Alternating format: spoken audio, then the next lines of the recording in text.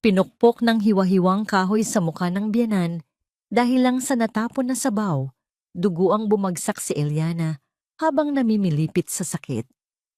Habang nag-aagaw buhay siya, ang walang kwentang asawa na si Mateo ay nakatayo lang at pinapanood ang kalupitan ng kanyang ina. Wala kang silbi. Mas mabuti pang mamatay ka na. Ngunit bago pa makapagbigay ng nakamamatay na dagok si Dolores, isang tawag kay General Ricardo ang nagpabago sa lahat. Sa isang iglap, dumating ang kapangyarihan ng militar upang durugin ang kanilang kayabangan at itapon ang mga salot sa lipunan sa likod ng rehas. Winakasan na ni Eliana ang pagiging martir. Tumayo siya mula sa abo ng pagtataksil at sumumpang wawasakin ang buong pamilya nila. Sa oras na harapin nila ang hatol ng batas, mapagtanto kaya ng duwag na asawa at malupit na biyenan na sila mismo ang naghukay ng sarili nilang libingan.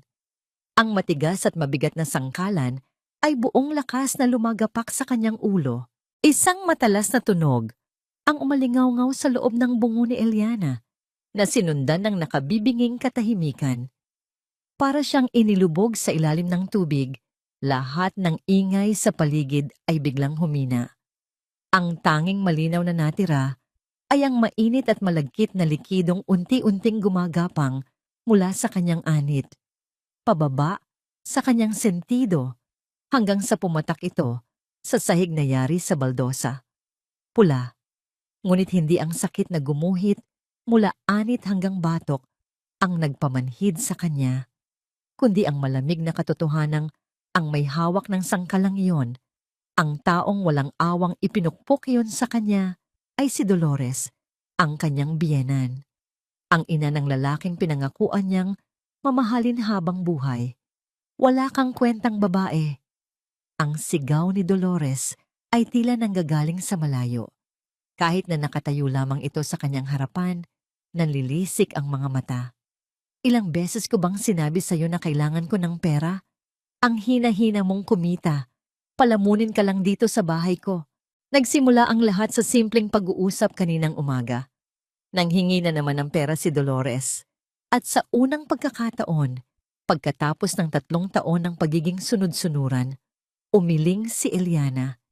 Hindi dahil ayaw niyang magbigay, kundi dahil wala na talaga siyang maibibigay. Ang kakarampot na sahod niya mula sa pagiging encoder ay naibigay na niya lahat noong nakaraang linggo. Ang pag-iling na iyon ang nagpasiklab sa impyernong matagal nang nag-aalab sa dibdib ng kanyang biyenan. Mula sa mga salitang masasakit, nauwi ito sa panunulak. At nang makita ni Dolores ang sangkalan na nakapatong sa lababo, hindi na ito nagdalawang isip. Bumagsak si Eliana sa sahig, sapo ang ulo. Ang paningin niya ay nanlalabo. Nakita niya ang anino ng kanyang biyenan na nakatayo pa rin, hawak ang sandata nito. Ang dibdib ay mabilis na tumataas baba sa galit. Walang bahid ng pagsisisi sa mukha nito. Tanging pagkasuklam, kasabay ng pagbukas ng pinto ay ang pagdating ni Mateo. Ang kanyang asawa, ang kanyang tagapagligtas, ang dapat sana'y kakampi niya. Nanigas si Mateo sa kinatatayuan, gulat na napatingin mula sa nakahandusay na asawa patungo sa galit na galit nitong ina. Nakita niya ang dugo, nakita niya ang sangkalan sa kamay ni Dolores, nakita niya ang lahat. Mateo, halos pabulong na usal ni Eliana, iniunat ang kamay na nanginginig. Tulungan mo ako. Iyon ang sigaw ng kanyang mga mata, pero walang salitang lumabas sa bibig ni Mateo. Ang mga paa niya ay tila nakapako sa sahig. Sa mga mata niya ay nag-aagawan ang awa para kay Eliana at ang takot para sa kanyang ina. At gaya ng dati, laging nananalo ang takot. Ano pang tinitingin-tingin mo dyan? Sigaw ni Dolores, ibinaba ang sangkalan sa mesa na may malakas na kalabog. Dalhin mo sa kwarto, yang walang silbi mong asawa. Huwag siyang magpapakita sa akin. Yumuko si Mateo. Hindi makatingin ng diretso kay Eliana. Oo po, Mama. Ang dalawang salitang iyon ang bumasag sa kung anumang natitirang pag-asa sa puso ni Eliana. Pinanood niya ang kanyang asawa na lumapit, hindi para alalayan siya ng may pagmamahal, kundi para buhatin siya ng may obligasyon para itago siya sa paningin ng ina nito. Iniwan siya ni Mateo sa sahig ng kanilang kwarto, isinara ang pinto, at iniwan siyang mag-isa sa dilim. Humahapdi ang sugat sa kanyang ulo, ngunit mas masakit ang kirot sa kanyang dibdib. Tapos na. Ito na ang huli. Ang pagtitiis niya ay umabot na sa hangganan. Hindi na ito pag-ibig. Ito ay unti-unting pagpatay sa kanyang kaluluwa. Sa gitna ng panlalabo ng paningin, may naaninag siyang isang bagay sa ilalim ng kanilang kama. Ang baul na naglalaman ng mga naiwang gamit ng kanyang yumaong ina. Gamit ang natitirang lakas, gumapang siya palapit dito. Bawat galaw ay parang may libu-libong karayom na tumutusok sa kanyang ulo. Binuksan niya ang baul. Sa ibabaw ng mga lumang damit at ilang larawan ay ang isang maliit, kulay rosas na diary. Ang tanging alaala niya mula sa kanyang ina. Nanginginig ang mga kamay na binuklat niya ito. Sa huling pahina, nakasulat sa kupas ng tinta ang isang hilera ng mga numero. Isang numero ng telepono na minsan nang sinabi ng kanyang ina na tawagan niya kung sakaling wala na siyang ibang matatakbuhan. Hindi niya alam kung sino ang nasa kabilang linya. Hindi niya alam kung gumagana pa ba ang numerong ito. Pero wala nang natitirang pagpipilian si Eliana. Nanginginig niyang kinuha ang kanyang cellphone. Dahan-dahan, isa-isa niyang pinindot ang mga numero. Ang bawat tunog ay tila isang dasal. Itinapat niya ang telepono sa kanyang tainga. Pinipigilan ang hininga, isang ring, 2, 3. Akala niya ay wala nang sasagot. Ngunit sa ika-4 na ring, biglang tumigil ito. Isang sandali ng katahimikan na sinundan ng isang malakas na pag-click. At pagkatapos, isang boses na malalim, puno ng awtoridad, at tila dagundong ng kulog, ang bumasag sa katahimikan. Hindi ito boses na nagtatanong ng may pag-aalala, kundi boses na nagtatanong ng may pagtataka at kapangyarihan. Sino to? Paano mo nalaman ang numerong ito? Ang boses sa kabilang linya ay parang isang malakas na alon na gumising sa diwa ni Eliana. Sa isang iglap, kailangan niyang magsalita. Kailangan niyang humingi ng tulong. Ngunit ang mga salita ay tila naipit sa kanyang lalamunan, hinarangan ng sakit at ng namumuong dugo. Tulong. Iyon lang ang nagawa niyang ibulong. Ang boses ay basag at mahina. Halos hangin na lang ang lumabas. Pagkatapos noon, pumigay na ang kanyang katawan. Nabitiwan niya ang cellphone na lumikha ng mahinang kalansing sa sahig. Ang dilim ay muling lumamon sa kanyang paningin. Ngunit kahit na ang kanyang katawan ay sumusuko na, ang kanyang isipan ay nanatiling gising. Naglakbay ito pabalik. Sa mga panahong ang mundo niya ay hindi pa nababalot ng takot at sakit. Naglakbay ito pabalik sa simula ng lahat. Kay Mateo. Ang hangin sa Tagaytay ay malamig, ngunit ang puso ni Eliana ay nag-aalab sa init. Nakaupo sila ni Mateo sa isang bench na nakaharap sa Taal Volcano. Ang araw ay pababa na at nagpipinta ng kulay kahel at lila sa kalangitan. Ito ang kanilang unang anibersaryo bilang magkasintahan. Eliana, bulong ni Mateo, ang boses nito ay mas seryoso kaysa dati. Kinuha nito ang kanyang mga kamay at naramdaman ni Eliana ang panginginig sa mga palad nito. Alam kong mabilis. Alam kong pareho tayong nagsisimula pa lang sa buhay. Pero sigurado ako, sa lahat ng bagay sa mundo, sa'yo lang ako sigurado. Nakatingin lang si Eliana. Ang puso niya ay kumakabog ng napakabilis. Dahan-dahang lumuhod si Mateo sa kanyang harapan. At mula sa bulsa nito, ay may kinuha itong isang maliit na kahon.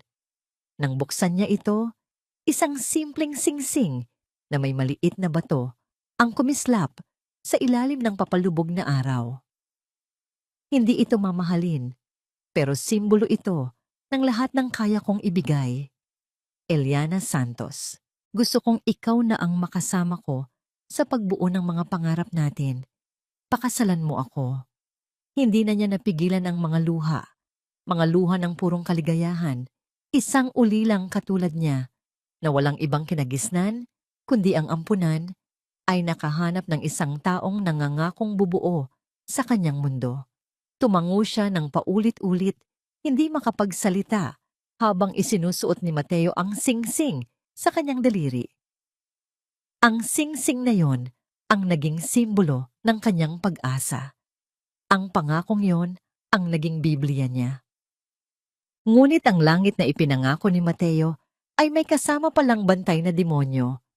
Ang unang pagkikita nila ni Dolores ay malinaw pa rin sa kanyang isipan. Puno ng kaba, pero mas nangingibabaw ang pananabik.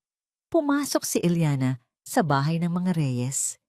Sinalubong siya ng isang babaeng may matalim na tingin at manipis na ngiti. Si Dolores. "So ikaw pala si Eliana," sabi nito. Ang boses ay matamis ngunit may pahiwatig ng lason. Sinuri siya nito mula ulo hanggang paa. "Napakaganda mo namang bata. Saan nga ulit galing ang pamilya mo?" "Naulila na po ako, ma'am. Sa ampunan po ako lumaki," mahinang sagot ni Eliana.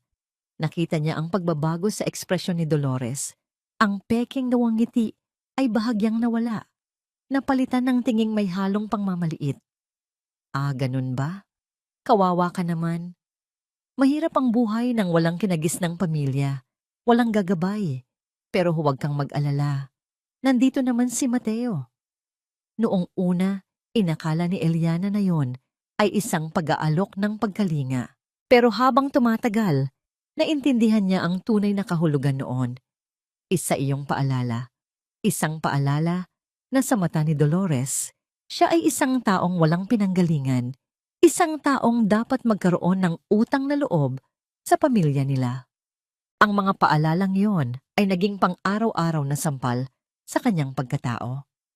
Isang beses, umiiyak siyang lumapit kay Mateo matapos siyang sigawan ni Dolores dahil lang sa hindi niya pagkakaplansan ng maayos ng kurtina. "Mateo, hindi ko na kaya. Palagi na lang may nakikita si Mama sa akin." Sumungnam na niya. Ang mga luha ay tumutulo sa kanyang pisngi. Niyakap siya ni Mateo. "Pagpasensyahan mo na si Mama. Mahal. Ganoon lang talaga yon. Stress lang sa trabaho. Kakausapin ko siya, pangako." Naniwala siya. Kumapit siya sa pangakong yon. Ngunit kinabukasan, walang nagbago.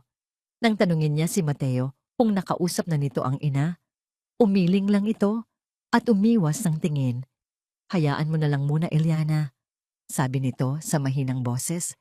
"Alam mo naman si Mama, lalo lang lalaki ang gulo kapag kinausap. Magtiis ka na lang muna, ha?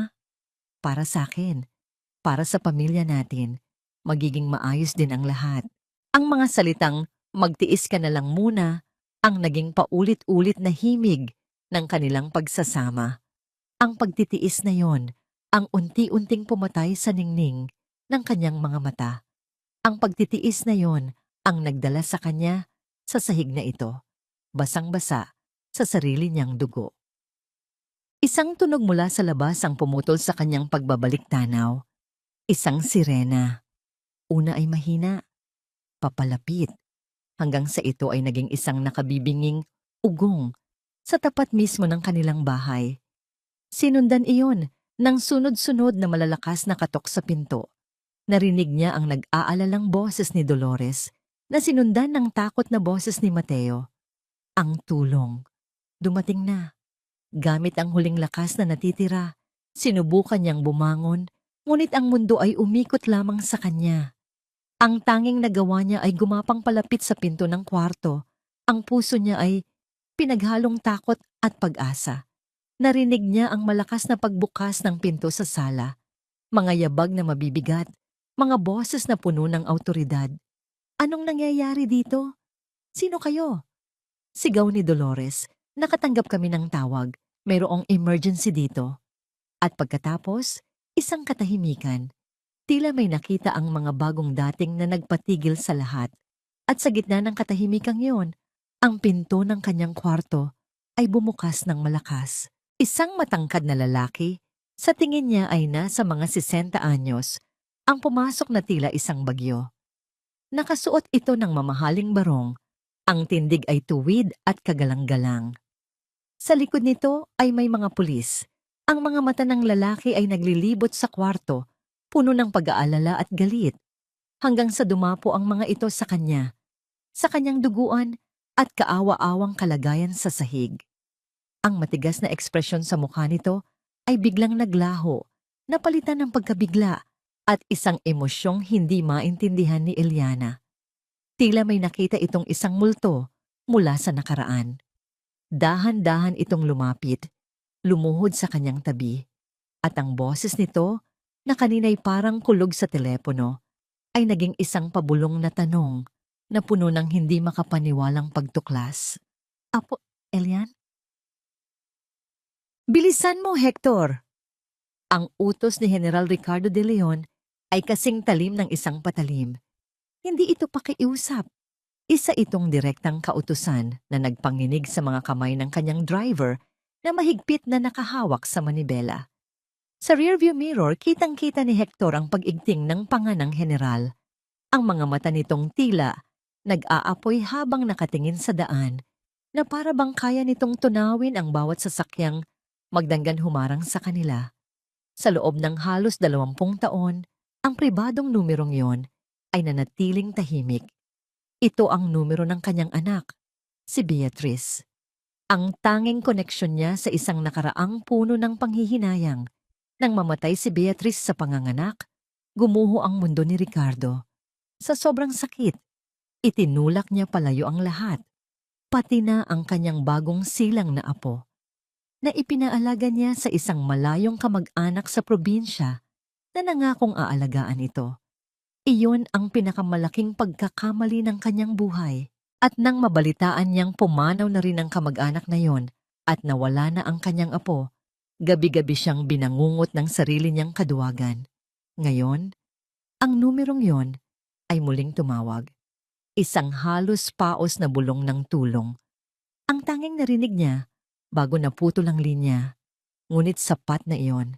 Ang boses na yon, kahit mahina, ay pumukaw sa leon na matagal nang natutulog sa kanyang dibdib.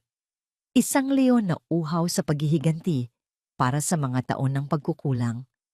Pagdating nila sa address sa Santa Cruz, nauna nang dumating ang ambulansya at 2 patrol car na personal niyang tinawagan. Sinalubong siya ng hepe ng presinto, sumasaludo. Ngunit hindi niya ito pinansin. Ang kanyang mga mata ay nakatuon sa loob ng bahay kung saan naririnig niya ang sigawan. Wala kayong karapatang pumasok dito. Anong kailangan nyo? Boses iyon ng isang babae, matinis at palaban. Walang pag-aalinlangan, pumasok si General Ricardo sa loob ng bahay, kasunod ang mga pulis. Ang bumungad sa kanya ay isang babaeng nasa mga 50 anyos, nanlalaki ang mga mata sa galit, at isang lalaking mukhang mahina na nakatayo sa likod nito. At sa sahig ay may mga patak ng dugo. Sinundan ng general ang mga patak ng dugo na humahantong sa isang nakasaradong pinto. Nagtiim ang kanyang bagang. Buong lakas niyang itinulak ang pinto para bumukas, at doon, sa sahig ng madilim na kwarto, nakita niya ito. Isang babaeng nakahandusay, basang-basa ang buhok sa sariling dugo. Ang mukha ay putlang-putla. Ngunit kahit sa kabila ng mga pasa at sugat, hindi siya maaaring magkamali. Ang hugis ng mukha, ang kurba ng mga labi. Ito ang mukha ni Beatrice. Ito ang mukha ng kanyang anak. Ang lahat ng hangin ay tila ninakaw mula sa kanyang baga. Ang galit na kanina'y nag-aalab ay napalitan ng isang matinding kirot na bumaon sa kanyang puso. Lumuhod siya sa tabi nito.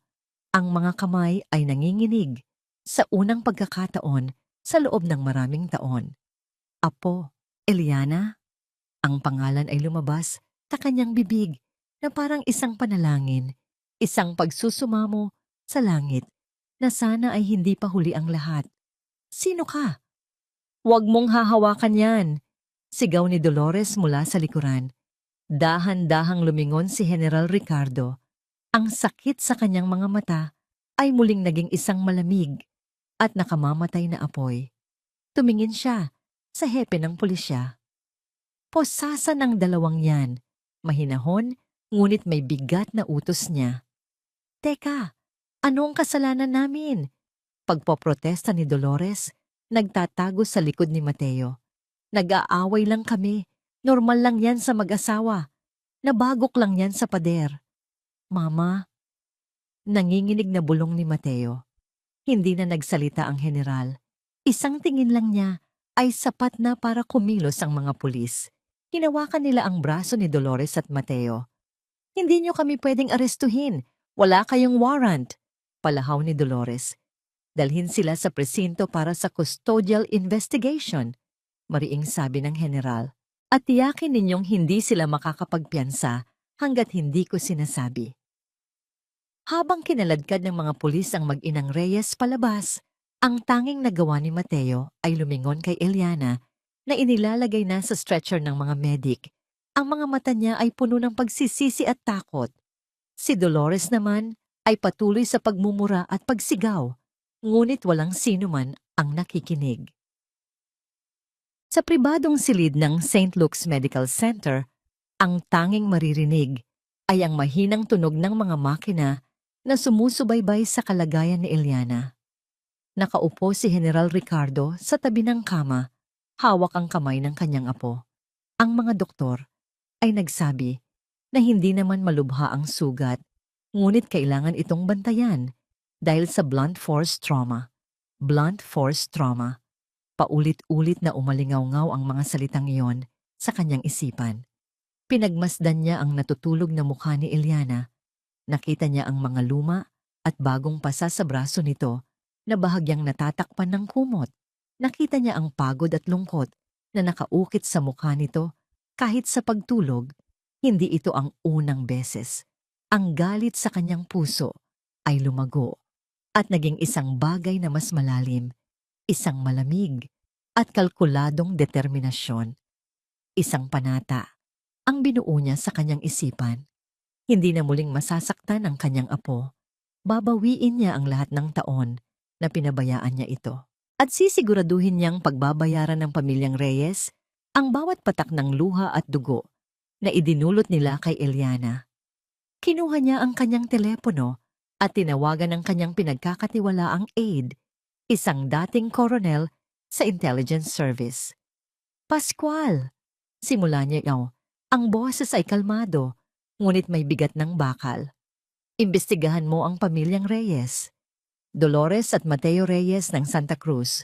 Gusto kong malaman ang lahat. Ang kanilang mga trabaho, mga utang, mga bank account, mga kaibigan, mga kaaway, lahat-lahat. Masusunod po, General. Sagot sa kabilang linya. Pagkalipas ng ilang oras, habang papalalim na ang gabi, muling tumunog ang telepono ng General. Si Pascual. General, mayroon po akong paunang impormasyon, sabi ng aide. Bukod sa mga utang sa sugal ni Ginang Reyes, may isang bagay po na mas nakakuha ng atensyon ko. Ano yon? Sa paghahalongkat namin sa kanilang social media at mga lumang gamit sa bahay nila, General, may nakita po kaming lumang litrato ni Dolores Reyes. Kasama niya po sa litrato ang ina ni Eliana. Natigilan si General Ricardo. Ang kanyang mga daliri ay humigpit sa pagkakahawak sa telepono. Ano ang sinabi mo? Opo, General. Magkasama sila sa isang class picture, mukhang kolehiyo. Nakatayo po sa tabi ng anak ninyong si Beatrice, ay si Dolores. Ang unang nagising sa diwa ni Eliana ay ang amoy. Hindi ang pamilyar na amoy ng alikabok at lumang kahoy na bumabalot sa kanilang kwarto ni Mateo. Hindi rin ang amoy ng pinipritong tuyo na nanunuot mula sa kusina tuwing umaga. Ang amoy na ito ay malinis, halos walang pabango, na may bahagyang pahiwatig ng antiseptiko. Amoy ng isang lugar na payapa. Dahan-dahan niyang iminulat ang kanyang mga mata. Sa halip na ang madilim na kisame na may mga sapot ng gagamba sa sulok, isang puting-puti at malinis na kisame ang bumungad sa kanya. Naramdaman niya ang lambot ng unan, sa ilalim ng kanyang ulo at ang gaan ng kumot na nakatalukbong sa kanya. Ibang-iba sa magaspang na kumot na halos gabi-gabi niyang kayakap. Sinubukan niyang bumangon, ngunit isang mahinang kirot sa kanyang ulo ang pumigil sa kanya. Doon bumalik ang lahat. Ang sigaw ni Dolores, ang bigat ng sangkalan, ang malamig na sahig, ang dugong gumapang sa kanyang mukha, at ang takot sa mga mata ni Mateo. Napahawak siya sa kanyang ulo at nakapa ang isang makapal na benda. Huwag mong masyadong pilitin, iha. Ang boses na yon, malalim at puno ng awtoridad, ang nagpatigil sa kanya. Lumingon siya at nakita ang lalaking pumasok sa kanyang kwarto kagabi. Nakaupo ito sa isang silya, sa gilid ng silid, nakatingin sa kanya ng may pag-aalala. Ang bagsik sa mukha nito kagabi ay napalitan ng isang emosyong hindi mabasa ni Eliana. "Sino po kayo?" tanong niya. Ang boses ay nanginginig pa rin. "Nasaan po ako?" "Nasa St. Luke's ka," mahinahong sagot ng lalaki. Tumatayo at dahan-dahang lumalapit. "At ako si Ricardo de Leon. Lolo mo ako, Eliana." Lolo. Ang salita ay parang isang dayuhang lengguwahe sa pandinig ni Eliana. Wala siyang kinagis ng lolo o lola. Ang tanging pamilya na alam niya ay ang pamilyang unti-unting sumisira sa kanya. Pero, paano po? Ang nanay mo, si Beatrice. Siya ang kaisa-isa kong anak. May pait sa boses ni Ricardo nang binanggit niya ang pangalan. Mahabang kwento at puno ng mga pagkakamali sa parte ko. Mga pagkakamaling sisikapin kong itama simula ngayon. Tumingin ito sa kanya ng diretsyo. "Patawarin mo ako, Apo, kung ngayon lang ako dumating." Mga luha ang nagsimulang mamuo sa mga mata ni Eliana. Hindi luha ng sakit, kundi luha ng pagkalito at isang damdaming matagal na niyang hindi naramdaman. Ang pakiramdam na may isang taong nag-aalala para sa kanya. Biglang, isang komosyon mula sa labas ng pinto ang pumutol sa kanilang pag-uusap. Isang boses na pamilyar sa kanya ang narinig niyang sumisigaw. "Asawa ko yan! Karapatan kong makita ang asawa ko! Eliana! Eliana! Naririnig mo ba ako?" Si Mateo. Sa isang iglap, bumalik ang takot. Ang puso ni Eliana ay nagsimulang kumabog ng malakas sa kanyang dibdib. Automatiko siyang napaurong sa kama, na parabang ang pinto ang mismong si Dolores na handa siyang saktan.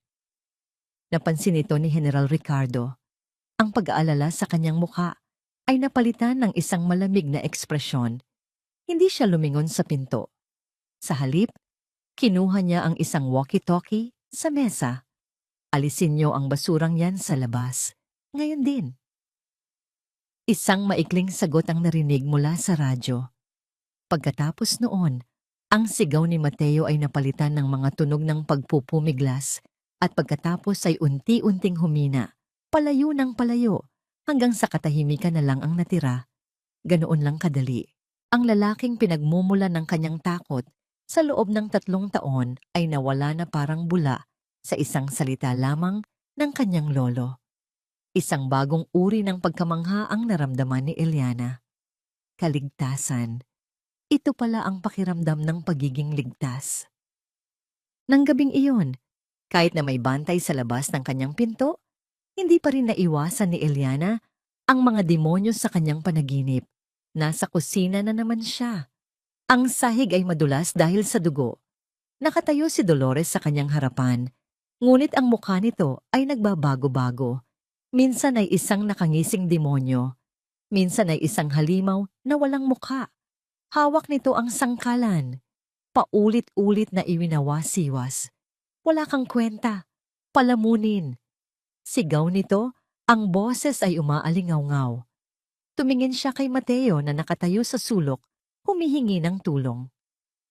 Ngunit si Mateo ay hindi kumikibo, isang estatwang bato, habang ang mga luha ay umaagos sa mga mata nito. At sa bawat pagtama ng sangkalan, hindi sakit ang nararamdaman niya, kundi ang unti-unting pagkawala ng kanyang sarili na para siyang abo na hinihipan ng hangin. Eliana! Gising!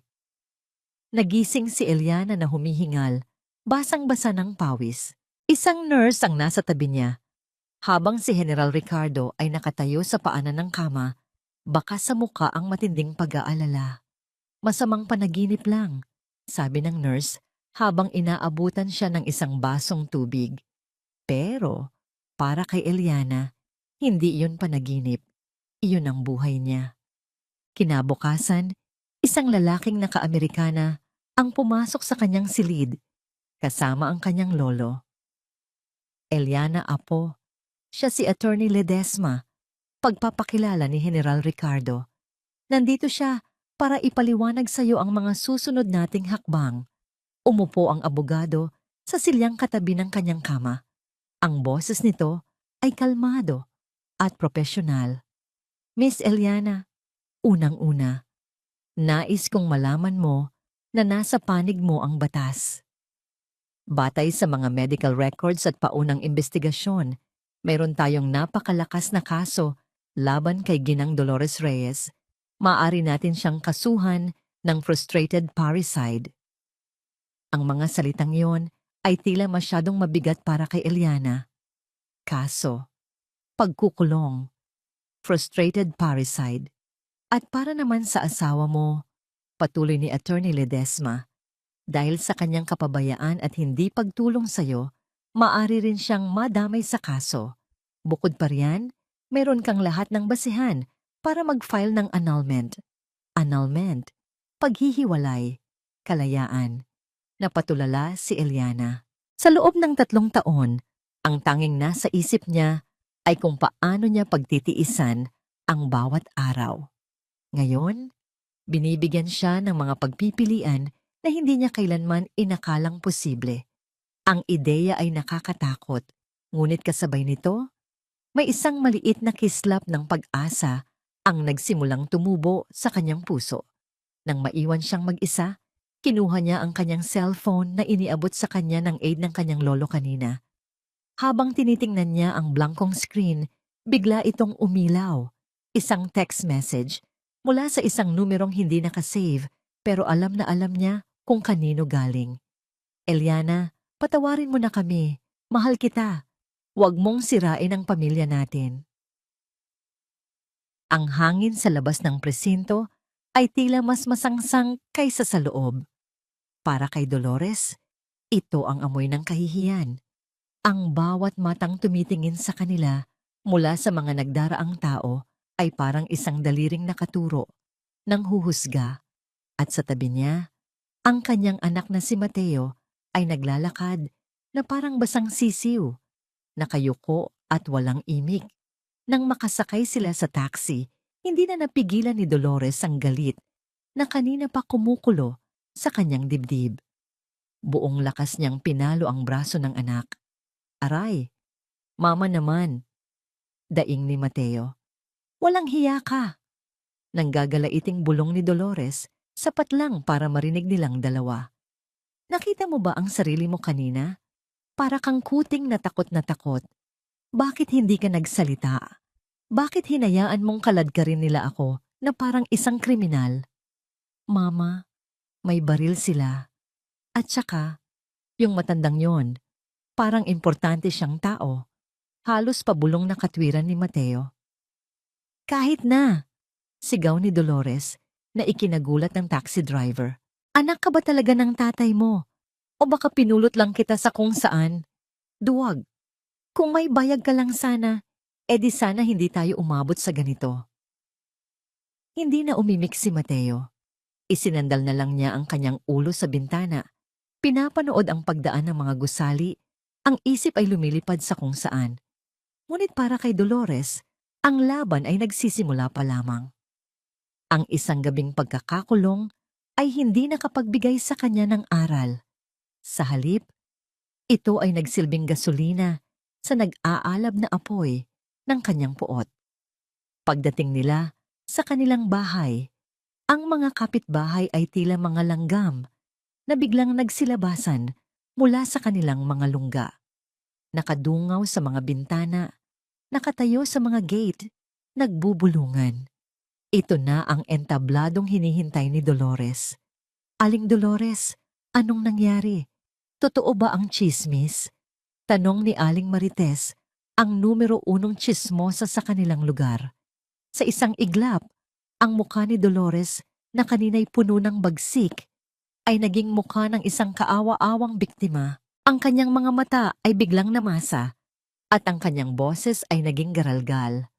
Ay mare, ang hirap ng may pinalaking ahas sa pamilya. Simula niya ya, habang nagpapahid ng pekeng luha. Pinalamon mo na, minahal, itinuring na tunay na anak. Tapos ganito lang ang isusukli. Pagsasalitaan ka ng masama at kapag hindi mo napagbigyan sa luho, sasaktan niya ang sarili niya para lang palabasin na masama ka. Namilog ang mga mata ng mga nakikinig. Grabe naman. Ganoon pala yung si Eliana. Kaya pala ang tahimik, may tinatagong kasamaan. Idinagdag pa ni Dolores ang huling pasabog. At ngayon, Mare, may kasabwat pa siyang isang matandang mayaman na hindi namin alam kung saan niya nakuha. Gusto kaming ipakulong. Gusto kaming sirain. Tulungan niyo kami. Kawawa naman ang anak kong si Mateo. Niyakap niya si Mateo, nalito, at hindi alam ang gagawin. Ang eksena ay perpekto. Isang ina na nagmamahal at isang anak na naapi. Ang mga kapitbahay ay isa-isang lumapit. Nag-aalok ng simpatsya. Kinakain ang bawat salitang lumalabas sa bibig ni Dolores. Nang makapasok na sila sa bahay, ang pag-iyak ni Dolores ay biglang natigil. Tumingin siya kay Mateo na may ngisi. Kita mo? Ganyan lang yan. Tayo ang biktima dito. Tandaan mo yan. Pumasok siya sa kanyang kwarto at kinuha ang telepono. Nag-dial siya ng numero ng isang murang abogado na nirekomenda sa kanya ng kakilala. Attorney? Bungad niya. Ako si Dolores Reyes. Kinawawa ng manugang ko. Siniraan niya kami. Gusto ko siyang kasuhan. Slander, libel, lahat. Pagbabayarin ko ang babaeng yon. Pagkatapos ng tawag, pakiramdam ni Dolores ay muli siyang may kontrol. Ngunit habang nag-aayos siya ng mga gamit sa aparador, nahulog ang isang lumang photo album. Bumukas ito sa isang pahinang matagal na niyang hindi tinitingnan. Isang class picture mula sa kolehiyo. Sa gitna, nakangiti at nagniningning na parang isang bituin, ay si Beatrice de Leon. Maganda, mayaman, hinahangaan ng lahat. At sa gilid, halos hindi mapansin, ay isang payat na babaeng may makapal na salamin at walang kakulay-kulay ang buhay. Siya, si Dolores. Naalala niya ang lahat. Ang inggit, ang galit, ang pakiramdam na palagi siyang anino lamang ni Beatrice. Hinaplos niya ang larawan gamit ang kanyang daliri. Ang kanyang kuko ay dumuduro sa mukha ni Beatrice. Isang malamig na ngiti ang gumuhit sa kanyang mga labi. Inagaw mo na ang lahat sa akin noon. Bulong niya sa hangin. Ang boses ay puno ng lason na naipon sa loob ng maraming taon. Pati ang atensyon ng lahat. Ang pangarap ko. Inagaw mo, hindi mo makukuha ang anak ko. Biglang tumunog ang kanyang telepono. Ang abogado niya. Hello, attorney. Ano na? Simulan na natin ang demanda. Masiglang sabi ni Dolores. Ngunit ang boses sa kabilang linya ay hindi kasing sigla. Mayroon itong pahiwatig ng pag-aalala. Ginang Reyes, may problema po tayo. Katatawag lang ng isang messenger. Anong problema? May subpina po tayo mula sa kampo ni General De Leon at hindi lang po ito para sa physical injuries. Nawala ang nangisi sa mukha ni Dolores. Anong ibig mong sabihin? Mayroon pong mga karagdagang aligasyon, Ginang Reyes, sabi ng abogado. At nakasulat dito, may kinalaman daw po ito sa nakaraan ninyo. Nakatayo si Eliana sa harap ng isang malaking salamin sa lobby ng law firm. Ang babaeng nakatingin pabalik sa kanya ay halos hindi niya makilala. Nakasuot ito ng isang simpleng navy blue dress na bumagay sa kanyang katawan, isang regalong pinili ng kanyang lolo. Ang kanyang buhok ay maayos na nakapusod at ang pasa sa kanyang noo ay natatakpan ng kaunting concealer. Sa panlabas na anyo, mukha siyang isang babaeng may dignidad at lakas. Ngunit sa loob, ang puso niya ay walang tigil sa pagtambol na parang isang kabayong tumatakbo sa karera. Ang kanyang mga palad ay malamig at basa ng pawis. "Handa ka na ba, apo?" Tanong ni General Ricardo na nakatayo sa kanyang tabi. Ang boses nito ay kalmado, isang matatag na pader na pwede niyang sandalan. Umiling si Eliana. "Hindi po, Lolo. Natatakot po ako." Hinawakan ng general ang kanyang balikat. Tumingin ito sa kanya sa pamamagitan ng salamin. Ang mga mata nila ay nagtagpo. "Normal lang na matakot. Pero tandaan mo, Eliana, hindi ikaw ang dapat mahiya. Sila. Sila ang may kasalanan. Pumasok ka doon na taas noo. Nandito lang ako sa likod mo." Ang mga salitang yon ang naging kalasag niya. Huminga siya ng malalim, tumango, at naglakad kasunod ng kanyang lolo at ni Attorney Ledesma patungo sa conference room. Pagbukas ng pinto, ang lahat ng hangin sa kanyang baga ay tila biglang nawala. Nandoon sila, nakaupo sa kabilang dulo ng mahabang mesa. Si Dolores, nakasuot ng bestidang bulaklakin na tila magsisimba, ang muka ay nakasimangot. At sa tabi nito, si Mateo, nakayuko, nakatingin sa sarili niyang mga kamay na nasa ibabaw ng mesa, na para bang iyong yun ang pinakainteresanteng bagay sa buong mundo. Hindi man lang ito nag-angat ng tingin. Parang gusto niyang tumakbo. Parang gusto niyang magtago sa likod ng kanyang lolo at wag nang magpakita. Ngunit naalala niya ang sinabi nito, "Hindi ikaw ang dapat mahiya." Pinilit niyang ituwid ang kanyang likod. Naglakad siya patungo sa upuang inilaan para sa kanya, sa tapat mismo ni Dolores. Sa bawat hakbang, nararamdaman niya ang matalim na titig ng kanyang biyenan. Isang titig na dati ay sapat na para manginig ang kanyang buong katawan. Ngayon, tinapatan niya ito.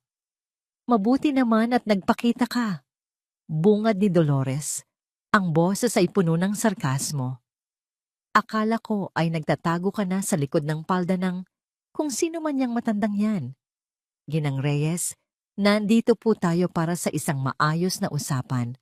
Mahinahong sabat ni Attorney Ledesma. Ngunit si Dolores ay hindi pa tapos. Bigla, ang kanyang mukha ay nagbago. Ang galit ay napalitan ng pag-iyak. Kumuha ito ng panyo mula sa kanyang bag at ipinahid sa kanyang mga tuyong mata. "Hindi ko maintindihan." Hikbi niya. Ang boses ay naging kaawa-awa. "Ano bang nagawa naming masama sa iyo, Eliana? Itinuring kitang tunay na anak. Pinakain, pinatira sa bahay ko. Tapos ito ang igaganti mo. Sisiraan mo kami. Mag-iimbento ka ng kwento na sinaktan kita. Para saan? Para sa pera. Dahil ba sa matandang yan?" Itinuro niya si General Ricardo. "Siya ba ang bago mo, ha? Ipinagpalit mo ang anak ko sa pera?" Ang mga akusasyon ay parang mga batong ibinabato sa kanya. Dati, ang mga salitang yon ay dudurog sa kanya. Iiyak siya. Hihingi ng tawad kahit hindi niya alam kung bakit. Ngunit ngayon, habang pinapanood niya ang pag-arte ni Dolores, isang bagay ang nagbago sa loob niya. Ang takot ay unti-unting napapalitan ng awa. Awa, hindi para sa sarili niya, kundi para sa babaeng nasa harapan kanya. Isang babaeng puno ng galit at kasinungalingan. Tumingin siya kay Mateo. Naghahanap ng kahit anong reaksyon, ngunit nanatili itong parang estatwa, walang buhay, sunod-sunuran sa anino ng kanyang ina. At sa sandaling iyon, alam na ni Eliana, wala nang babalikan, wala nang dapat iligtas. Huminga siya ng malalim. Tumingin siya ng diretso sa mga mata ni Dolores. Ang mga mata na minsan niyang kinatakutan ng higit sa kahit ano. "Hindi na po ako takot sa inyo, Mama." Ang boses ni Eliana ay hindi malakas. Hindi ito pasigaw. Ito ay kalmado, puno ng isang bigat at katatagan na ikinagulat ng lahat sa silid, pati na ng sarili niya. Natigilan si Dolores sa gitna ng kanyang pag-iyak. Ang kanyang bibig ay bahagyang nakabukas. Maging si Mateo ay nag-angat ng tingin sa unang pagkakataon. Gulat sa narinig. Bago pa makabawi si Dolores, nagsalita na si Attorney Ledesma. Inilapag niya ang isang brown envelope sa mesa at inilabas ang mga litrato. Kung tapos na po ang drama, Ginang Reyes, pag-usapan naman natin ang mga katotohanan. Ipinakita niya ang mga litrato ng sugat ni Eliana. Ang resulta ng medical examination. Ayon sa doktor, ang pinsala sa ulo ni Eliana ay resulta ng isang malakas na pagpalo mula sa isang matigas at patag na bagay. Hindi ito galing sa simpleng pagkabagok sa pader, gaya ng idineklara ninyo sa pulis. Namutla si Dolores. Ang kanyang pagiging biktima ay biglang naglaho. Ngunit hindi pa tapos, si Attorney Ledesma. Kumuha siya ng isa pang folder mula sa kanyang briefcase. Mas makapal ito, mas mabigat. Mayroon pa kaming ilang katanungan, Ginang Reyes, sabi niya, habang dahan-dahang binubuksan ang folder. Ang kanyang mga mata ay hindi bumibitiw sa nanlalaking mga mata ni Dolores. Tungkol sa nakaraan ninyo at sa ina ni Eliana, si Senyorita Beatriz de Leon. Ang pangalan ay parang isang kidlat na tumama sa gitna ng silid. Ang kulay sa mukha ni Dolores ay ganap na nawala. Napalitan ito ng isang takot na hindi pa kailanman nakita ni Eliana. Isang takot na mas malalim kaysa sa takot na ipinaramdam nito sa kanya. Isang takot ng isang taong ang pinakatatagong lihim ay malapit ng mabunyag. Habang si Eliana ay nasa gitna ng pagharap sa kanyang mga demonyo sa conference room, si General Ricardo de Leon naman ay nasa kanyang tahimik na opisina sa kanilang mansyon sa Forbes Park. Ang silid ay puno ng mga libro at mga memorabilia ng kanyang serbisyo militar. Ngunit ngayon, ang atensyon niya ay nakatuon sa isang malaking screen sa dingding kung saan nakadisplay ang isang video call. Sa kabilang linya ay si Pascual, ang kanyang pinagkakatiwalaang aide na kasalukuyang nasa isang coffee shop, kaharap ang isang babaeng nasa mga 50 anyos na halatang ninenerbiyos. Gaya po ng sinabi ko kanina sa telepono, General, magalang na ulat ni Pascual. Siya po si Ginang Cynthia, isang dating kaibigan at kaklase ni Dolores Reyes. Tumingin si General Ricardo sa babae sa screen. Ang mga mata nito ay hindi mapakali. Ginang Cynthia, salamat sa iyong kooperasyon. Ang anumang sasabihin mo ay mananatiling kumpidensyal. Huminga ng malalim si Cynthia. Tila nag-iipon ng lakas ng loob. Salamat po, General. Matagal ko na rin pong gustong ilabas ito. Dinadala ito ng konsensya ko. Nagsimula siyang magkwento. Noong kolehiyo, iisang grupo lang kami. Si Beatriz, ang nanay po ni Eliana, siya ang sentro ng lahat. Mabait, maganda, matalino. Lahat ng lalaki humahanga sa kanya. Lahat ng babae gustong maging katulad niya. At si Dolores ang pinaka-obsessed sa kanya. Sa screen, ipinakita ni Pascual ang class picture na una nilang nakita. Pero hindi ito paghanga, General. Inggit. Matinding inggit. Palaging ikinukumpara ni Dolores ang sarili niya kay Beatriz. Mula sa damit, sa grado, hanggang sa mga manliligaw. Laging talo si Dolores. Para siyang anino na laging gustong lumamon sa liwanag ni Beatriz pero hindi niya magawa.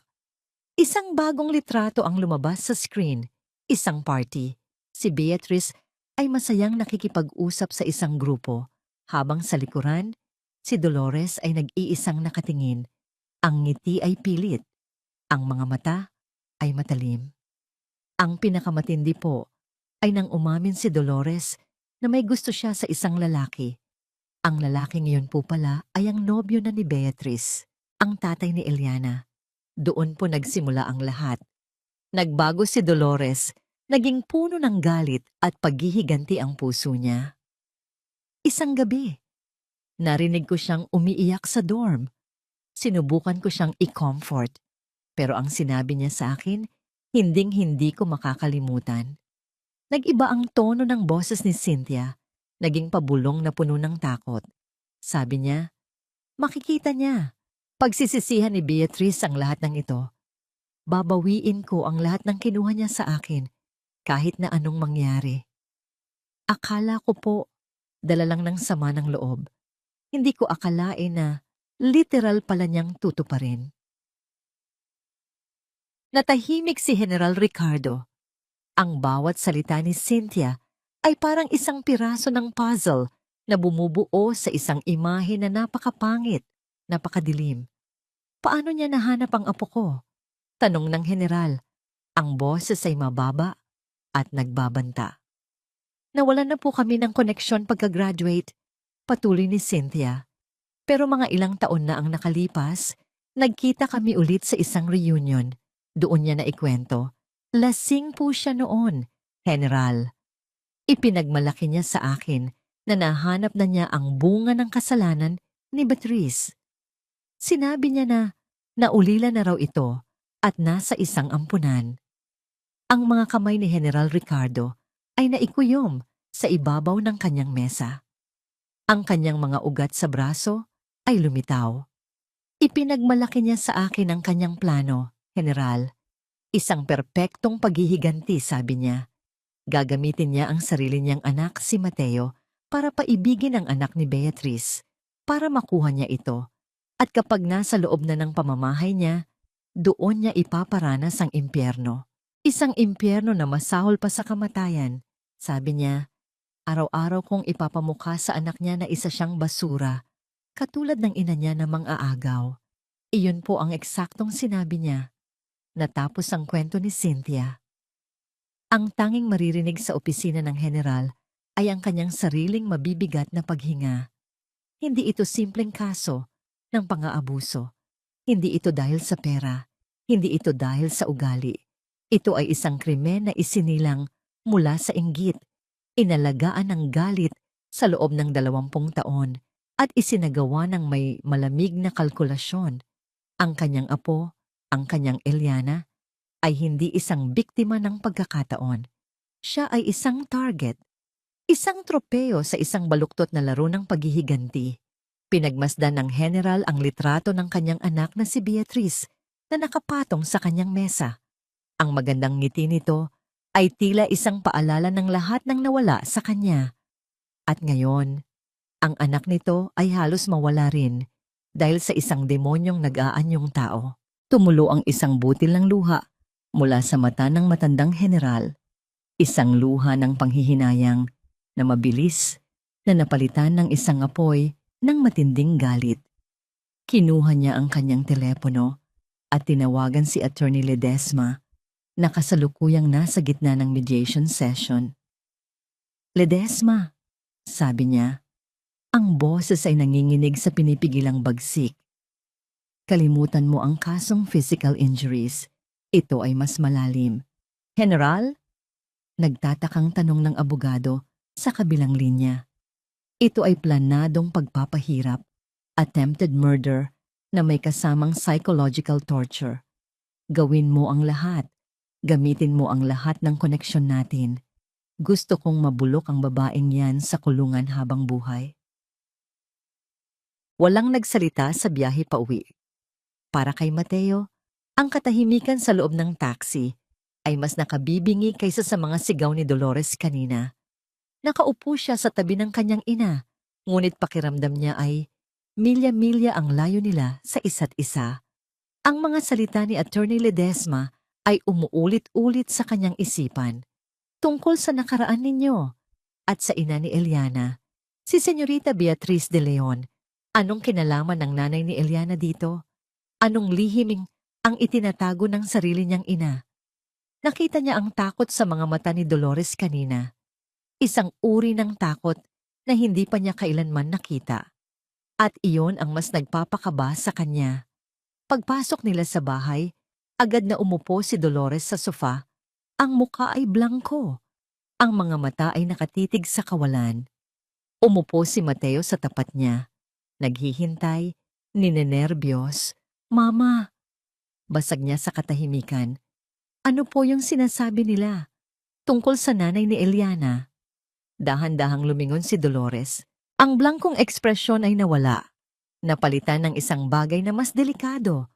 Ang determinasyon ng isang taong nasukol na at handang gawin ang lahat para makatakas. Anak, sabi niya, ang boses ay biglang naging malumanay, puno ng pighati. Hindi mo ba nakikita? Ito ang plano nila. Ang sirain tayo. Ang paghiwalayin tayo. Pero ginamit nila ang nakaraan para guluhin ang isip mo. Tumayo si Dolores at nagsimulang maglakad-lakad. Ang bawat galaw ay puno ng kalkuladong drama. Sinungaling ang matandang yon. At si Eliana. Si Eliana ang kasangkapan nila. Nakita mo ba kung paano siya tumingin sa'yo kanina? Wala nang pagmamahal. Puot na lang ang nakita ko. Naramdaman ni Mateo ang pagkirot sa kanyang dibdib. Totoo. Hindi siya tiningnan ni Eliana. Nakita ni Dolores ang pagdududa sa mukha ng anak. Ito na ang pagkakataon niya. Lumapit siya, hinawakan ang mukha ni Mateo gamit ang dalawang kamay. Mateo, anak ko, pakinggan mo ako. Ikaw at ako na lang ang magkakampi dito. Sila ang kaaway. Gusto nilang kunin ka sa akin. Gusto nilang wasakin ang pamilyang binuo ko para sa'yo. Ang kanyang mga mata ay nagsimulang mamasa. Alam kong mahal mo si Eliana, pero ang Eliana na minahal mo, wala na. Iba na siya. Kinain na siya ng galit at ng pera. Hindi po, hindi ganoong klaseng tao si Eliana. Mahinang tanggi ni Mateo, ngunit kahit siya ay hindi na sigurado sa sarili niyang mga salita. Isang mapait na ngiti ang sumilay sa labi ni Dolores. Sigurado ka ba, anak? Pumunta siya sa kanyang kwarto at bumalik na may dalang cellphone. Ipinakita niya ito kay Mateo. Sa screen may isang litrato. Isang litratong malabo, kuha mula sa malayo. Si Eliana, palabas ng isang coffee shop, kasama ang isang lalaking naka-Amerikana, si Attorney Ledesma.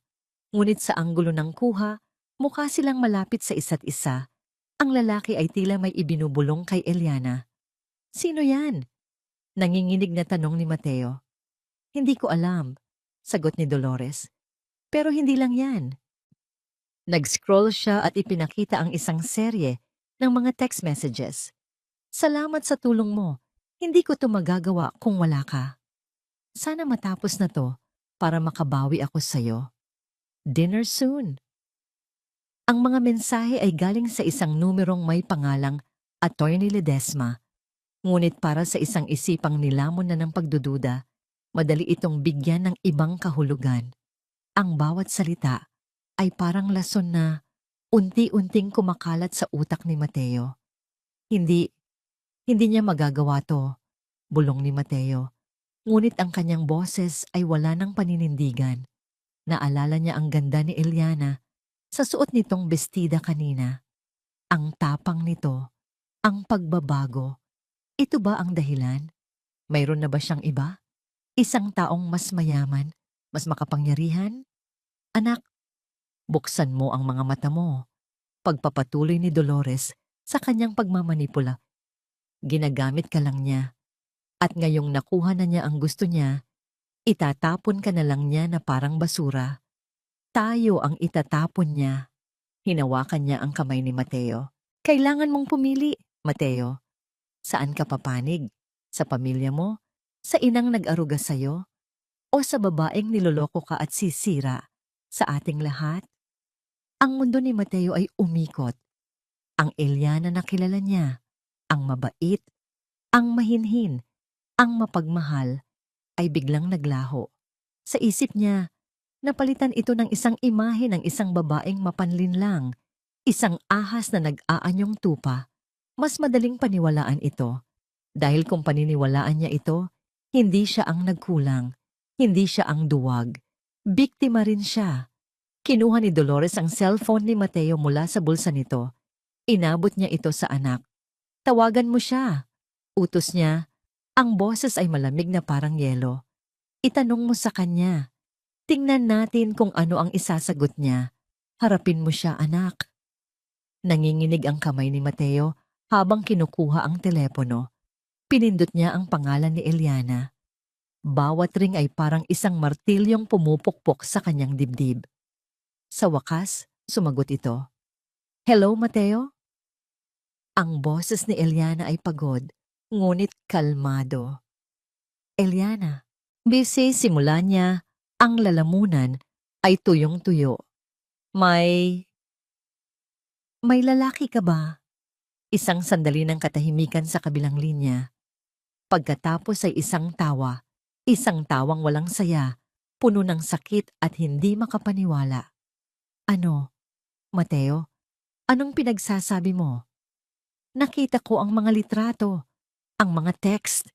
Huwag ka nang magsinungaling, Eliana.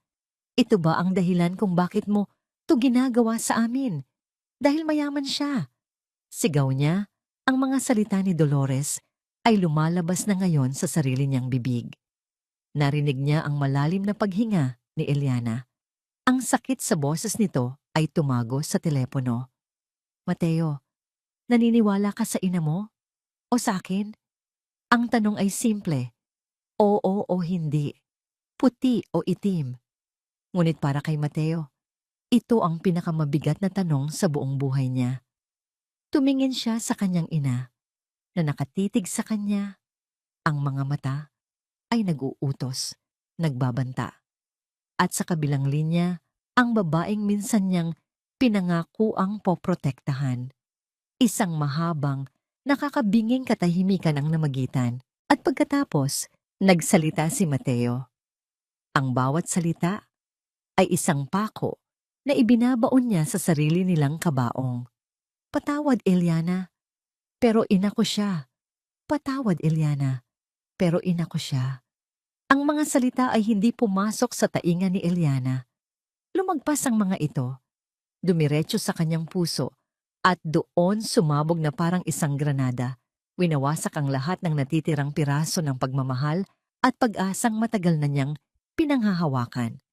Dahan-dahan niyang ibinaba ang telepono mula sa kanyang tainga. Ang kanyang kamay ay nanatiling nakabitin sa hangin. Hawak pa rin ang cellphone na ngayon ay parang isang piraso ng yelo. Ang bigat, ang lamig.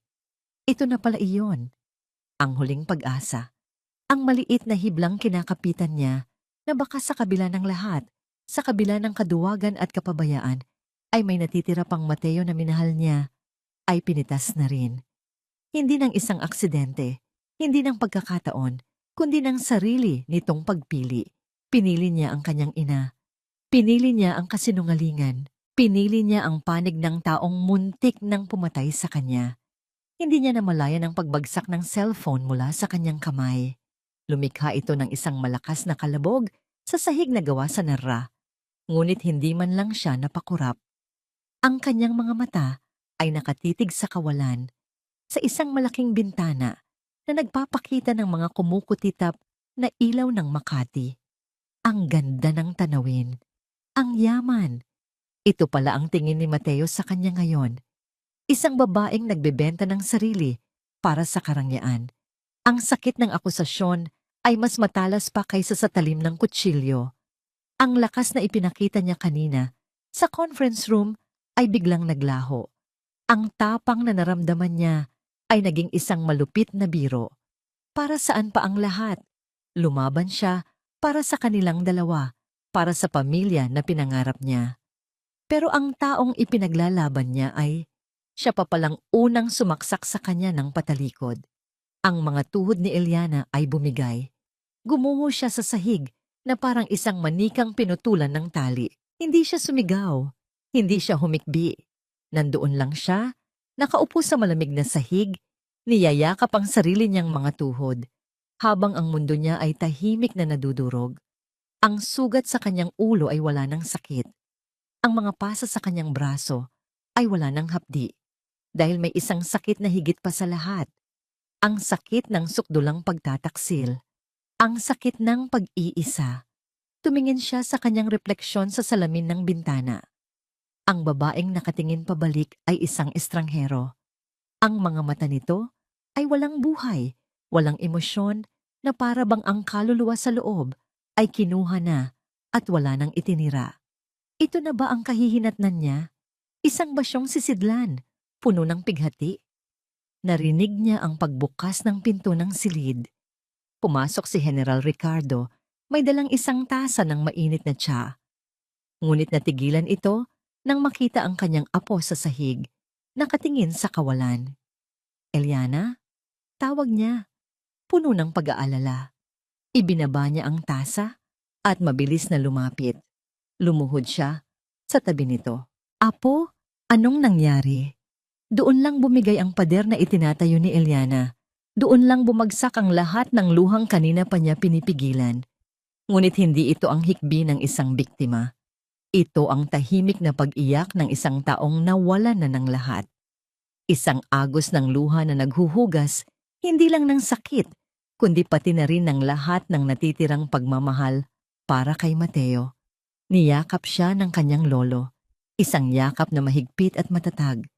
Sa unang pagkakataon, hindi niya naramdaman na kailangan niyang maging malakas. Sa unang pagkakataon, hinayaan niyang maramdaman ang lahat ng sakit, ang lahat ng kabiguan. Isinandal niya ang kanyang ulo sa dibdib ng matanda at doon umiyak ng umiyak hanggang sa wala ng luhang lumabas. Nang tumahan siya, ang natira na lang ay isang nakabibinging katahimikan at isang malamig na kaliwanagan. Tapos na ang lahat ng ilusyon, ang lahat ng pangarap na binuo niya kasama si Mateo ay abo na. Walang-wala nang natira. At sa gitna ng pagkasirang yon, isang bagay ang nagsimulang tumubo. Isang bagay na hindi niya inaasahan. Hindi ito pag-asa. Hindi ito pagmamahal. Ito ay isang bagay na mas matigas, mas matatag. Isang bagay na isinilang mula sa abo ng kanyang durog na puso. Determinasyon. Dahan-dahan siyang kumalas sa yakap ng kanyang lolo. Pinunasan niya ang kanyang mga luha gamit ang likod ng kanyang kamay. Nag-angat siya ng tingin at ang mga mata niyang kanina'y walang buhay ay mayroon ng isang malamig at matalim na kislap. Ang babaeng kaawa-awa ay naglaho na. Ang babaeng natatakot ay wala na. Tumingin siya ng diretso sa mga mata ng kanyang lolo. Ang kanyang boses ay naging kalmado. Walang bahid ng panginginig at puno ng isang bigat na hindi pa kailanman narinig ng general mula sa kanya. Lolo, gusto ko silang makulong. Ang hangin sa loob ng korte ay malamig at mabigat. Para kay Dolores Reyes, ang bawat segundo na lumilipas ay isang hakbang palapit sa kanyang tagumpay. Nakaupo siya ng diretso sa tabi ng kanyang abogado. Ang kanyang bestidang bulaklakin ay tila isang bandila ng kanyang kumpiyansa. Sa kanyang isipan, simple lang ang kasong ito, isang away mag-asawa na pinalaki, isang histerikal na manugang, isang matandang pakialamero. Relax ka lang, misis, bulong ng kanyang abogado. Hawak natin sila. Kapag nailabas na natin ang ebidensya ng kalokohan ng manugang mo, tayo na ang panalo. Isang nangiting mapang-asar ang sumilay sa labi ni Dolores. Sinulyapan niya ang kabilang panig. Nandoon si Eliana, nakaupo sa pagitan ng kanyang lolo at ni Attorney Ledesma. Payapa ang mukha nito, ngunit nakikita ni Dolores ang panginginig ng mga kamay nito. Duwag. Sa isip-isip niya. Kahit kailan. Duwag ka. Tulad ng ina mo. Nagsimula ang paglilitis. Ang unang mga oras ay puro teknikalidad. Mga testimonya mula sa mga pulis, sa mga doktor. Tinawag si Dolores sa witness stand. Umiyak siya. Nagkwento siya ng isang bersyon ng pangyayari kung saan siya ang biktima. Isang ina na nag-aalala. Isang biyanan na sinagot-sagot ng bastos na manugang. Mahusay ang kanyang pag-arte. Maging ang huwes ay tila nagpakita ng simpatya. Nang si Mateo na ang tinawag, halos hindi ito makatingin sa direksyon ni Eliana. Paulit-ulit lang niyang sinabi na nagkaroon sila ng hindi pagkakaunawaan at aksidente lang ang lahat. Bawat salita niya ay isang patunay ng kanyang karuwagan. Nang akala ni Dolores ay tapos na ang lahat, tumayo si Attorney Ledesma. Your Honor, May I call a surprise witness to the stand? Nagulat ang abogado ni Dolores. Objection, Your Honor. This is highly irregular. Objection overruled. Sabi ng huwes, ang interes ay biglang napukaw. Call your witness, Counselor. At mula sa pinto sa likuran ng korte, pumasok ang isang babaeng hindi inaasahan ni Dolores. Isang multo mula sa kanyang nakaraan. Si Cynthia, ang dati niyang kaibigan. Ang lahat ng kulay ay nawala sa mukha ni Dolores. Ang kanyang paghinga ay biglang bumigat. Napakapit siya ng mahigpit sa braso ng kanyang upuan. Hindi maari. Mula sa kanyang kinauupuan, pinanood ni Eliana ang pagbabago sa mukha ni Dolores. Ang kumpiyansa ay naging pagkabigla. At ngayon ay purong takot. Sino ang babaeng ito? Nang magsimulang magsalita si Cynthia, ang bawat salita ay parang isang piraso ng isang napakapangit na puzzle na nabubuo sa harap ng buong korte. Ikinuwento niya ang lahat. Ang inggit ni Dolores kay Beatrice, ang obsesyon, ang banta ng paghihiganti, at ang pinakamasaklap sa lahat, ang plano na gamitin si Mateo para paibigin si Eliana, para lang iparanas dito ang impyerno. Isang kolektibong paghinga ng pagkagulat ang narinig mula sa mga tao sa loob ng korte. Ang abogado ni Dolores ay paulit-ulit na nag-object, ngunit bawat pagtutol niya ay ibinabasura ng huwes. Ang kwento ni Cynthia ay direkta, detalyado, at kapanipaniwala. Nang matapos si Cynthia, ang korte ay nabalot ng isang nakabibinging katahimikan. Ang imahe ni Dolores bilang isang kaawa-awang ina ay gumuho, napalitan ng imahe ng isang halimaw na nagplano ng isang krimen sa loob ng 20 taon. Wala na po akong idadagdag, Your Honor, sabi ni Attorney Ledesma. At pagkatapos, tumingin siya kay Eliana. The prosecution calls Eliana Santos Reyes to the stand. Ito na. Nanginginig ang mga binti ni Eliana habang naglalakad siya patungo sa witness stand. Pakiramdam niya ay lahat ng mata ay nakatutok sa kanya. Ngunit nang maupo siya, hindi niya tiningnan ang huwes o ang mga abogado. Itinuon niya ang kanyang mga mata sa 2 tao sa kabilang panig. Una kay Mateo. Nakayuko ito. Ang mga balikat ay nanginginig. Umiiyak. Ngunit ang mga luha nito ay huli na. Wala nang halaga. Pagkatapos, tumingin siya ng diretso sa mga mata ni Dolores. Ang takot sa mga mata nito ay napalitan na ng purong puot. Isang tinging puno ng pagbabanta. Ngunit sa pagkakataong ito, hindi na tumalab kay Eliana ang lason nito. Maari mo bang isalaysay sa korteng ito ang nangyari noong gabing iyon? Tanong ni Attorney Ledesma. Huminga ng malalim si Eliana. Ang kanyang boses, nang magsimula siyang magsalita, ay hindi basag o garalgal. Ito ay kalmado, matatag, puno ng bigat ng katotohanan. Hindi po ito nagsimula noong gabing iyon, Your Honor.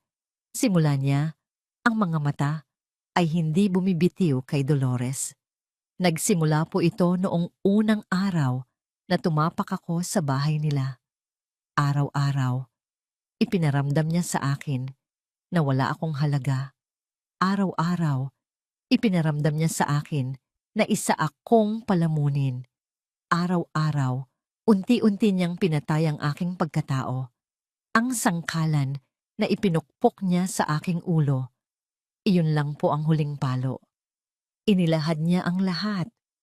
Ang mga paninigaw, ang mga panunulak, ang mga salitang mas masakit pa sa sampal. At sa buong panahon, nakatingin lang siya sa mag-ina, ipinapamukha sa kanila ang bawat kasalanang ginawa nila. Nang matapos siya, ang abogado ni Dolores ay tumayo. Hawak ang mga pekeng ebidensya. Pero hindi ba totoo, Mrs. Reyes, na meron kang ibang lalaki na kaya mo ito ginagawa ay dahil gusto mo nang humiwalay para sumama sa kanya? Ngunit bago pa man makasagot si Eliana, nagsalita na si Attorney Ledesma. Your Honor, a forensic analysis of the defendant's phone proves that these text messages were fabricated at ang litrato ay kuha kasama ko ang kanyang abogado sa labas ng isang pampublikong lugar. Iyon na ang huling pako sa kabaong. Ang kasinungalingan ay ganap ng naburadang kanaki mamaso. Pagkatapos ng mahabang deliberasyon, muling pumasok ang huwes. Ang lahat ay tumayo. Hinawakan ni General Ricardo ang kamay ni Eliana. Ang huwes ay tumingin ng may pagkasuklam kay Dolores. This court has seen many forms of evil, but the evil of a crime planned for 2 decades, born of envy and targeted at an innocent child, is one of the most despicable. For the charge of frustrated parricide, this court finds you, Dolores Reyes, guilty. For acting as an accomplice through your inaction and conspiracy of silence, this court finds you, Mateo Reyes, guilty. Isang malakas na, "Hindi!" ang umalingaw-ngaw mula kay Dolores. Si Mateo ay napahagulgol na parang isang bata. Ang tunog ng gavel ay muling pumukpok, pinal at hindi na mababago. Habang pinupusasan ng mga pulis si Dolores, nagpumiglas ito. Ang kanyang mga mata ay nanlilisik, nakatutok lamang sa isang tao. Kay Eliana. "Sinunggaling!" sigaw niya, habang kinakaladkad siya palayo. "Mang-agaw ka, manaka sa inamong malandi. Sinira mo ang buhay namin, pagbabayaran mo to." Ngunit si Eliana ay hindi na natinag. Napanood lang niya ang paglayo ng babae, hindi na isang halimaw na kinatatakutan, kundi isang kaawa-awang nilalang na nilamon ng sarili nitong lason. Ang laban ay tapos na. Makalipas ang isang linggo, muling tumapak si Eliana sa isang lugar na hindi niya inaakalang babalikan pa. Ngunit sa pagkakataong ito, hindi ito isang korte, kundi isang kulungan. Ang hangin sa loob ay tila kulang sa oxygen, puno ng bigat ng pagsisisi at mga nawalang pangarap. Hindi niya ito ginawa para sa sarili niya. Ginawa niya ito para sa babaeng minsan ay naniwala sa mga pangako, para sa babaeng minsan ay umasa. Kailangan niyang tapusin ang kwento, hindi sa galit, kundi sa pagtanggap. Sa kabilang panig ng makapal na salamin sa visiting area, nakaupo si Mateo. Ang dating kinis ng kanyang mukha ay napalitan ng ilang araw na balbas. Ang kanyang mga mata ay namumugto at malalim, tila hindi natutulog. Ang unipormeng kulay kahel ng bilanggo ay lalong nagpatingkad sa kanyang kaawa-awang anyo.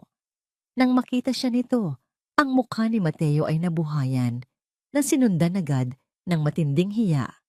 Hindi ito makatingin ng diretso. "Eliana?"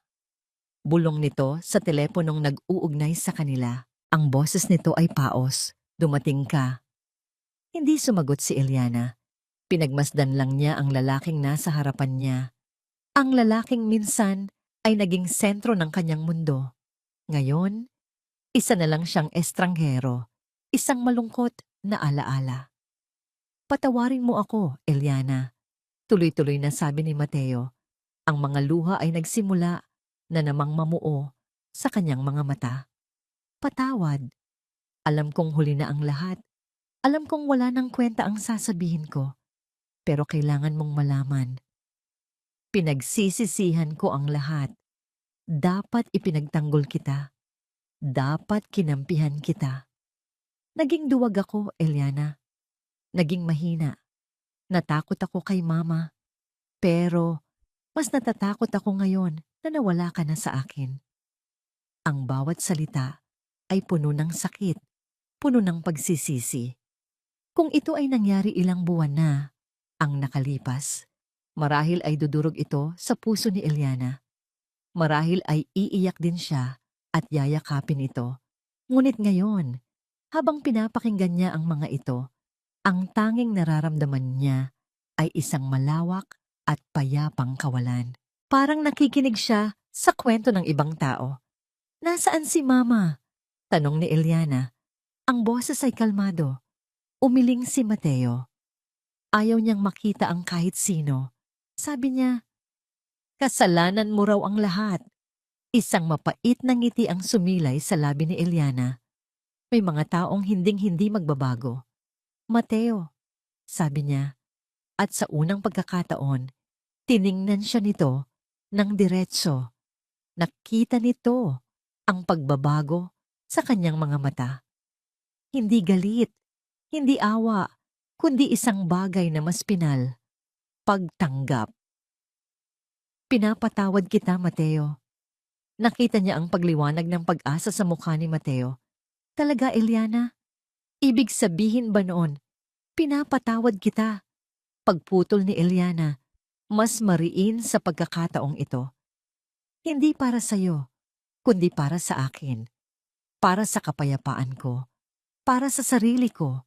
Para makalaya na ako sa lahat ng sakit na idinulot ninyo. Ang pag-asa sa mukha ni Mateo ay dahan-dahang namatay, napalitan ng pag-unawa sa mapait na katotohanan.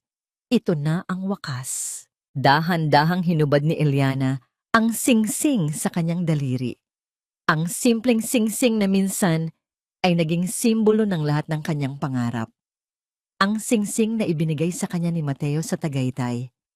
Tiningnan niya ito sa huling pagkakataon. Pagkatapos ay maingat na inilagay sa maliit na metal na counter sa pagitan nila. Sana maging masaya ka, Eliana. Hirap na sabi ni Mateo. Ang lalamunan ay puno ng luhang hindi na mailabas. Magiging masaya ako, sagot ni Eliana. At sa unang pagkakataon, naniwala siya sa sarili niyang mga salita.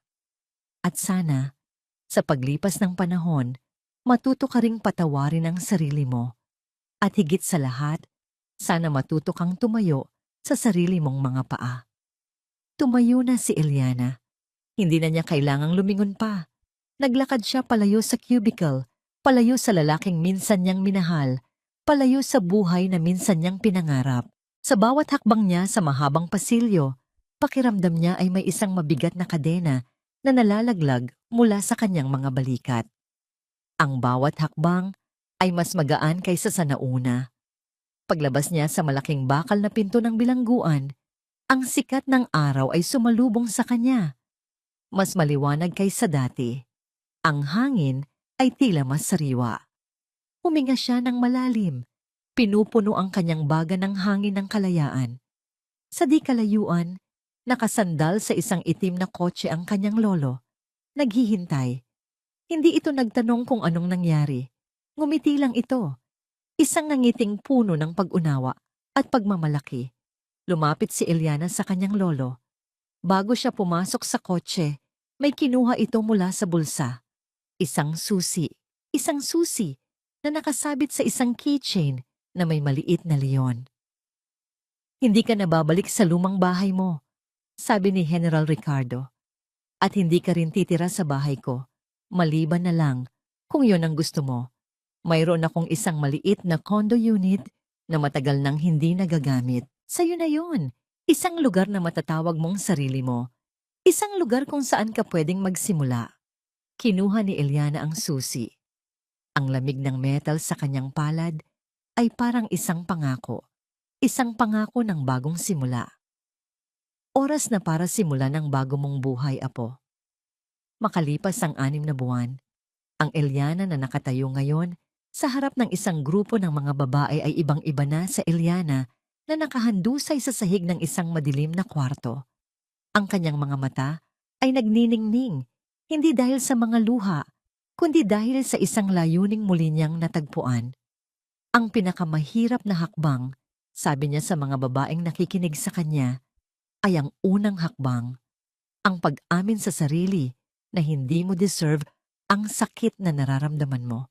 Ang pagtawag para humingi ng tulong.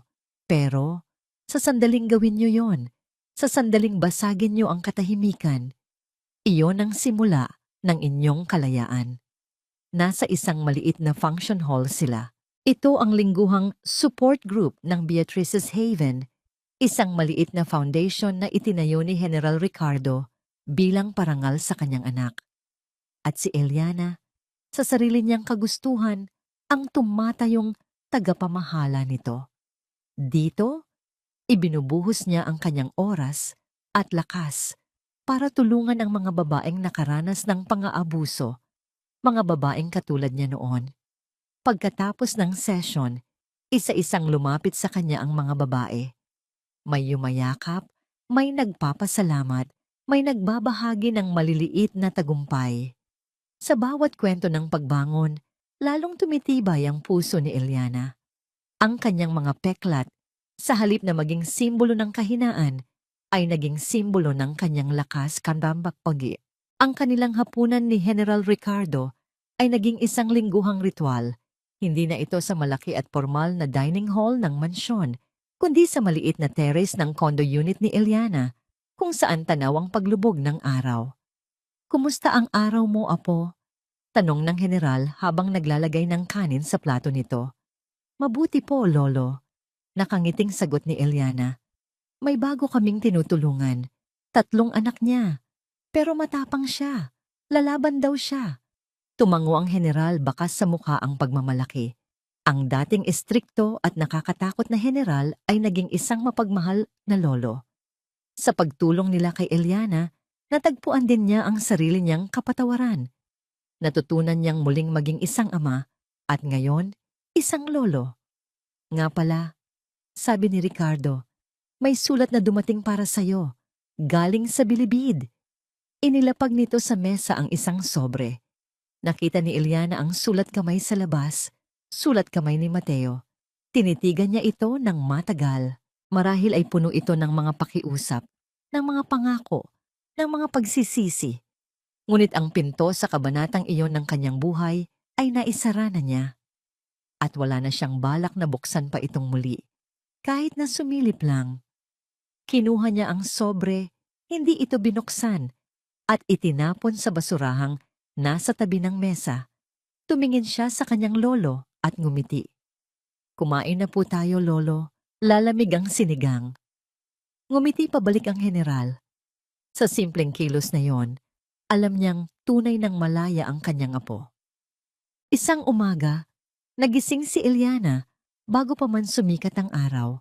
Hindi dahil sa masamang panaginip, kundi dahil sa isang hindi maipaliwanag na kapayapaan sa kanyang puso. Nagmaneho siya papunta sa isang beach sa Batangas, isang lugar na lagi niyang pinapangarap puntahan, ngunit hindi niya kailanman nagawa. Hinubad niya ang kanyang tsinelas at naglakad sa dalampasigan. Ang buhangin ay malamig pa sa kanyang mga talampakan. Ang hangin ay sariwa, may dalang amoy ng alat ng dagat. Nakatayo siya doon, nag-iisa, habang ang kalangitan ay unti-unting nagbabago ng kulay. Mula sa madilim na asul, naging lila, pagkatapos ay naging kulay kahel, hanggang sa ang unang sinag ng araw ay sumilip sa abot-tanaw. Pinanood niya ang pagsikat ng araw, isang bagong araw, isang bagong umaga, isang bagong simula. Walang paghihiganti sa kanyang puso, walang galit, walang takot. Ang natira na lang ay pasasalamat. Pasasalamat sa pangalawang pagkakataon. Pasasalamat sa lakas na natagpuan niya sa sarili. Pasasalamat sa pagmamahal ng isang lolong muling bumuo sa kanya. Hindi pa siya handang magmahal muli ng iba. Marahil ay matatagalan pa. Ngunit sa pagkakataong ito, hindi na yun mahalaga. Dahil natutunan na niya ang pinakaimportanteng pag-ibig sa lahat. Ang pagmamahal sa sarili. Ipinikit ni Eliana ang kanyang mga mata. Dinama niya ang init ng araw sa kanyang muka at ang ihip ng hangin sa kanyang buhok. At sa unang pagkakataon, sa loob ng napakatagal na panahon, ngumiti siya. Isang ngiting totoo, isang nanangiting malaya, isang nanangiting payapa. Kahit matapos na ang paglilitis at pumabor na sa kanya ang hustisya, hindi doon nagtapos ang kwento ni Eliana. Ang tunay niyang tagumpay ay hindi ang paghihiganti, kundi ang pagkamit ng kalayaan sa loob ng sarili. Napatunayan na ang pinakamabigat na parusa kina Dolores at Mateo ay hindi lamang ang hatol ng batas, kundi ang habambuhay na pagharap sa katotohanang sila mismo ang sumira sa isang inosenteng buhay. Si Eliana, sa kabila ng lahat ng sakit at takot na dinaanan, ay piniling putulin ang lahat ng ugnayang puno ng pang-aabuso. Pinili niyang igalang ang sarili, magsimulang muli, at gamitin ang kanyang karanasan upang tumulong sa ibang kababaihang biktima ng karahasan. Sa piling ng nag-iisang pamilyang natira sa kanya, si General Ricardo de Leon, natagpuan niya ang kapayapaan na matagal niyang ipinagkait sa sarili. Ang kwentong ito ay paalala sa ating lahat. Ang masama ay may kaparusahan at ang mabuti ay may gantimpala. Sa tamang panahon, kung ikaw ang nasa kalagayan ni Eliana, pipiliin mo bang manahimik o lalaban para sa sarili mo? Ano ang lakas na kailangan para muling bumangon matapos masaktan? Ibahagi mo ang saloobin mo sa comments. Nandito ang channel para makinig, umunawa, at samahan ka sa bawat kwento.